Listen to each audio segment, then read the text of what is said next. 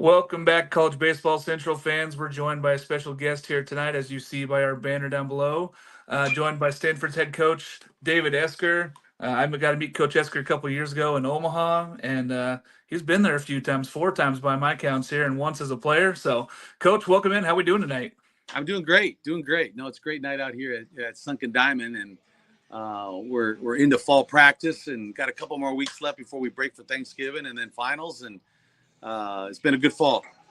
Yeah, man. This is the thing, right? Like, this is what I was going to ask about. Like, what's that hardest part? We're getting close to the end of fall ball here. Season starts up February 14th for games. How do you transfer from, the end of the fall ball season ending and going into the start of next season? Well, we just kind of taper off a little bit, and we've played our two scrimmages. We played San Jose State and Cal Poly. We'll probably play a little, high-spirited inter-squad series this last weekend, and then it's just taper down, and maybe work on some skill stuff and, ground balls, batting practice, not a whole lot of baseball, full speed, three base stuff, and not a whole lot after that. But, then we just try to bubble wrap them and get them ready for January and hopefully get them back healthy and get ready to go once school starts up January 6th. Absolutely. You guys getting lots of mental work as the time here this time, right? Like getting in there and getting these guys baseball ready for that season upcoming. Yeah, for sure. And once Thanksgiving break hits, we come right back and it's dead weekend finals and then they're off, right? So we try to keep our pitchers with as much shape as we in as good a shape, send them off for Christmas as we can, and they can kind of stay in pretty good shape so they come back hitting the ground running. But our field players, it's probably time in the weight room and just get them ready. And we figure everything we've taught them in the fall, we're gonna have to reteach them in January. So it's kind of the typical fall practice into January practice. Fair enough. That's why they give us those 6 weeks before season starts back up. So perfect timing there. How do you feel about the roster restrictions that are coming up and this possible up to 34 added scholarships? I know it's going to be depending on each conference and everyone's going to do it separately, but that 34 roster spots, that changes things quite a bit. Well, it does. Unfortunately, fortunately, it's not too big a change for what we've been dealing with here at Stanford. The rosters have been as high as 40, but we haven't played with 40. And I'll be honest, I think the scariest thing for a lot of teams out there is having to be at 34 day one of fall practice. That doesn't affect us much. Whatever our roster's been, that's what we start with day one, and we don't have a big tryout period, and we don't bring in numbers above our roster limit. So whoever we bring in come September 26th or whenever we start school, that's who we play the season with. So that's going to be business as usual for us, and that'll be no different than we've done in the past. 34, hey, you'd like to have maybe a couple more, but we've been playing with around 35 players on our roster for the last 6 or 7 years. So not a big change for us at this point. Pretty standard operating procedure for you guys there, and not big on going out in the portal and getting guys. You guys get the guys you guys want, bring them in, train them up, and get them ready. So yeah, 34 feels like a good number for you guys. Well, we've got to develop the players we get, and that's kind of the life that we've lived since I've been here, and we don't have a lot of influx, and hopefully not an influx of players leaving the program, which we've been fortunate. We've had a couple, and that's been unusual. But we're not been heavy in the portal, and that's just kind of not the life we get to live here at Stanford with our admissions the way it is. So we've got to develop. We got to keep the players we bring in, and we got to develop them and get them better while they're here, because our guys are our guys. Absolutely. Coach, you've had the opportunity to play for some great coaches. You had the opportunity to coach with some great guys and talk to some great mentors. Who do you view as a mentor in your life in coaching, and who do you try to emulate? Well, I don't know about emulate. I know the standard was set with Coach Marquis. He was my coach, and I coached under him as an assistant coach as well. And he set the standard for this program and set a lot of the principles and the values that Stanford baseball has stood for. So you were talking about how coming underneath Coach there and Marquez, and being able to be that, and 41 years of that, and now you guys have been doing some big things. Pretty excited about this team, and so that's who you emulate as coach. Yeah, he set a lot of standards for me, and was a great mentor, and still is. I talk to him on a weekly basis, and we stay in touch. And He's been like a father to me, but also, just that mentor and that I think I've probably run every important decision I've made in my life by Coach Marquis. I've about getting married, buying a house, getting a job, negotiating a contract. He's been there for all of it. That's a great thing to have a mentor like that, being able to talk to about all life's big choices there. So Yeah. fully understand that. Coach, I know that you're excited. You've been doing all the fall ball stuff. You guys have got your two scrimmages in. How's the team looking? Who do you got for breakout candidates? I know you guys got lots of freshmen coming. You got lots of talent in here, returning a bunch of arms. This is a pretty exciting team.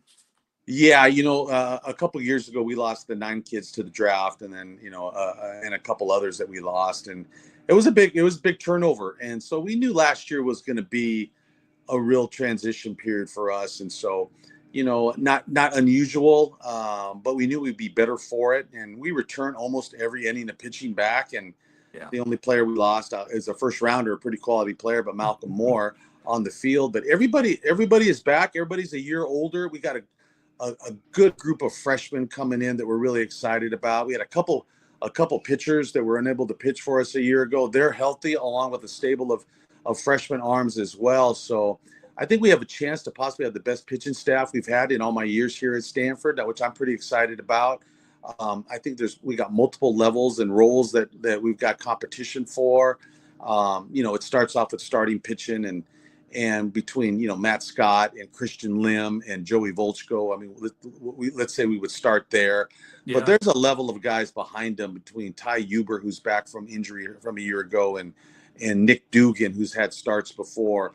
A couple of really good freshmen. Cohen Gomez looks great, and so we've got some depth in there, and then at the back end of the pen, it's going to be competitive, but we got some arms that we can count on, whether it's Aiden Keenan or Torrin or Heron, Trevor Moore, who was, the reliever of the year at Cape Cod this past summer. So, and I've mentioned a bunch of guys already, and I'm telling you, I haven't mentioned about 6 or 7 other guys who can pitch and are quality arms for us as well. So it's competitive, but I think, not only competitive for roles, I think it just gives us depth and a number of arms that we will be able to go to, and we're going to need it. We're going to need it this year. So we have a lot of people that will contribute, and some names that I haven't mentioned now that are going to step up and be prime members of our pitching staff.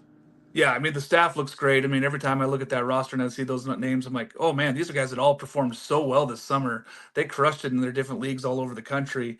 And then you look at some offensive guys like Sasaki, Charlie Bates coming in, Court McDonald. You got some really good, talented position players too. Yeah, we really do, and we're expecting, and we need them to play older, right? They need to be 365 days older and just be better players than they were a year ago. You go around the diamond. Charlie Som, will catch for us this year, and last year just developed a really solid offensive player, and he's kind of just taking where he left off a year ago. He'll catch, and we've got some options on the infield. Trevor Haskins played shortstop every day for us, but now Charlie Bates is, how does it fit and mold? Timo Becerra, who started for the last 2 years on our infield as well. We got Jimmy Nadai, the kid from Australia, who's going into his junior year. We're expecting him to have his best year. And then everyone, is waiting to watch Rintaro Sasaki play. And so, it's exciting that some of the options that we have, and we got some depth there. We got a freshman named JJ Moran, who also plays third base, who's gonna be a star here at Stanford. Whether it's gonna be his freshman year or not, I don't know. And but that's okay. I mean, having a quality player like him, just developing behind the scenes. Again, Charlie Bates. Tatum Marsh has played in the outfield, and he's played as good as anybody this fall. He's a freshman. You never know how to predict these freshmen because it's their first year, and I don't ever fault a young player if he doesn't dominate college baseball his first year. It's just kind of the path that they're on. But in the outfield, we got guys who have come back. Court McDonald, you mentioned, led our team in batting average a year ago. Jake Sapin, who's DH'd for us the last couple years. So Brady Reynolds started in right field for a number of games last year as a freshman. He's back. He needs to be a better player. And again, Tatum Marsh will be pushing from right behind. A little bit of battle in center field. Saborn Campbell and Ethan Hott are 2 names that are really battling. So we're competitive within our team. It's only going to make us better. And so I think we're gonna have to support that pitching staff and play good defense, because that's going to probably be the bread and butter of our team. And then, we're gonna have to build back into that home run offense that we've been known for the last 5 or 6 years. It took a little bit of a dip last year. I think we're older and we're going to hit a few more this year. But we set a pretty high standard over the last 4 or 5 years. Yeah, and like you said, you got guys that are a year older, right? They've been in the system now. They know what to expect. They're teaching these young freshmen how to become Stanford ball players, and that's a big part of this game. And just rolling over that roster from year to year, but keeping a ton of those guys from last year. And the percentage of innings you guys have coming back is just outstanding with all the health you guys have on the pitching staff. Pretty excited to see the staff moving forward. And going into a new conference, first year heading into the ACC, teams that 4 of those teams ended up in the College World Series last year, Coach. How's it feel going into the ACC for the first time? Well, it's going to be a challenge, right? It's certainly, now we left a great conference and we entered another really good conference, and so we're probably stepping from one great conference into another, and week in and week out, it's going to be a big challenge. And this first year, I think on the road, we go to University of North Carolina, we go to North Carolina State, Boston College, Clemson, and Virginia, and those are our road trips. And at Sunken Diamond, it's going to be unusual because it's going to be the likes of Notre Dame versus Stanford at Sunken Diamond, Duke versus Stanford at Sunken Diamond, Wake Forest. We play Cal as one of our ACC series, so that's something we've always done in the past, and then Georgia Tech, and it'd be interesting some of those weekends on the road and some of those weekends at home as well. The way the league works, it's over a 3-year period that we would catch everybody home and home. So it's kind of a 3-year cycle although we don't play Florida State or Miami within 3 years, probably obviously the next 2 years after, we'll have them both home and home. Yeah, absolutely. And I think that they've done a good job of building that schedule up and making it so it's fair across the board and trying to split that up over the 3-year period, like you spoke of. I just think that moving into this conference, it gives you the opportunity. If you play good ball during conference play, you get good eyes, and automatically you're just put in that next level of getting that chance to Yeah. host. This Yeah. team feels like it's there. What series are you most looking forward to, or what games are you most looking forward to, Coach? I know the Cal series is always big. We love that one. Always big. What? I'll be honest. Like each series in the ACC is going to be a new experience, and while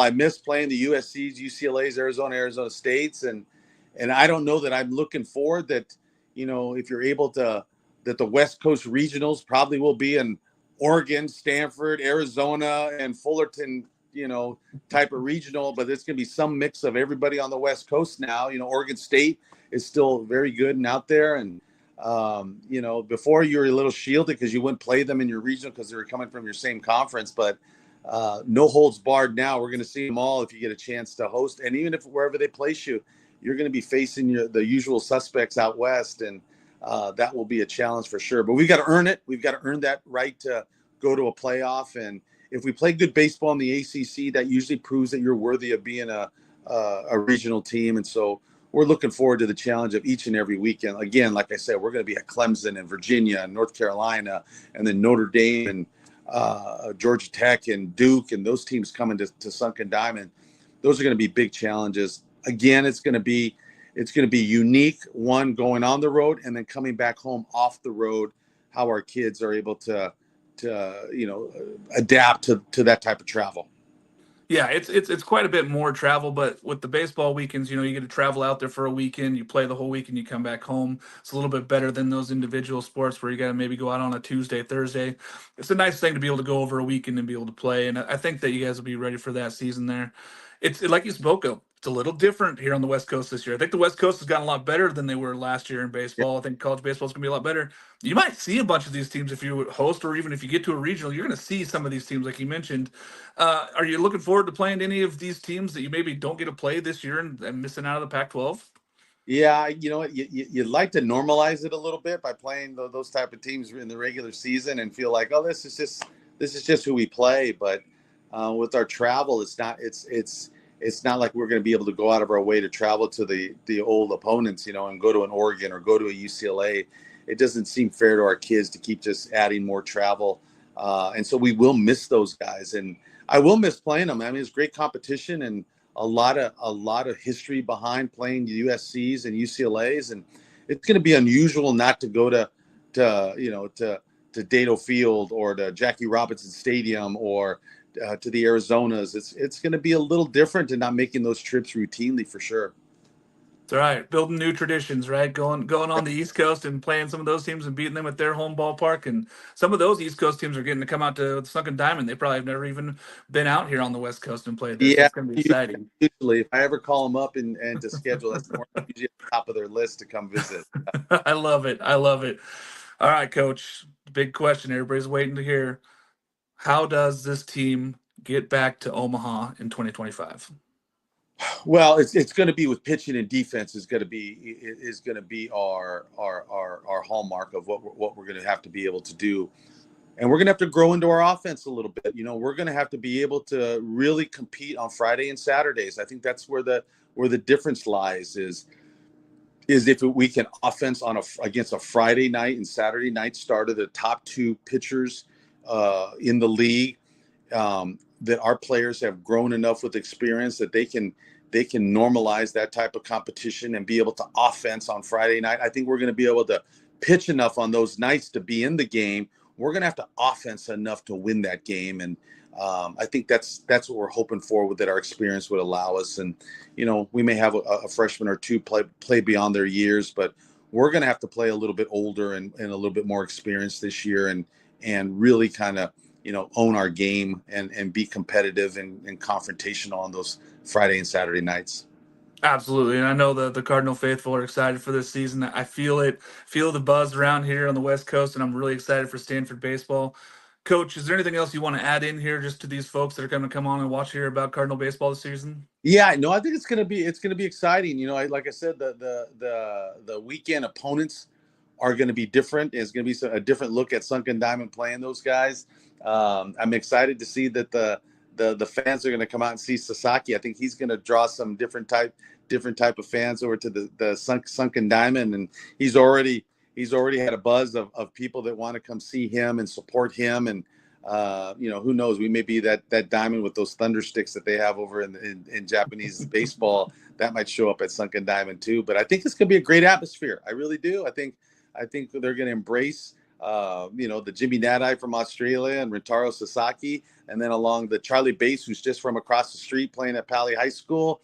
I think there's going to be some a lot of fan support for our type of guys, and then just the faithful that come out just for Stanford baseball. They were there with us last year when things were going a little bit rough. They didn't back away. They still came out and supported us, and I think we're hoping to reward them for their loyalty over the past year, that they saw us through our growing pains and give them some excitement back at Sunken Diamond.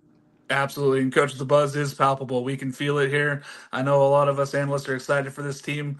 I can't wait to see you again. Hopefully, Coach, we meet again in Omaha this year.